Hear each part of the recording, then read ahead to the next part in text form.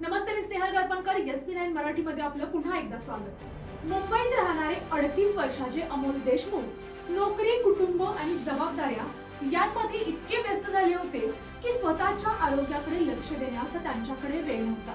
सकाळी लवकर ऑफिसला जाणे, दिवसभर ताणतणाव, अनियमित आहार, उशिरापर्यंत मोबाईलचा वापर हीच त्यांची जीवनशैली झाली होती.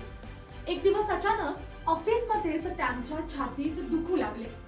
तपासणीनंतर डॉक्टरांनी सांगितले उच्च रक्तदाब आणि वाढलेली साखरेची पातळी. वय फक्त 38, पण शरीरावर ताण अनेक वर्षांचा. तज्ञांच्या मते ही केवळ अमोल यांची कथा नाही. वर्ल्ड हेल्थ ऑर्गनायझेशनच्या अहवालानुसार जीवनशैली संबंधित आजार तरुणांमध्ये वेगाने वाढत चाललेले आहेत. ताणतणाव, अपुरी झोप आणि चुकीचा आहार ही त्यामागील प्रमुख कारणे आहेत. पण या कथेला एक सकारात्मक वळण दिले जाऊ शकते. अमोल यांनी आपल्या जीवनशैलीमध्ये छोटे बदल केले. दररोज सकाळी चालण्याला सुरुवात केली. जंक फूड ऐवजी घरचेच अन्न खायला सुरुवात केली.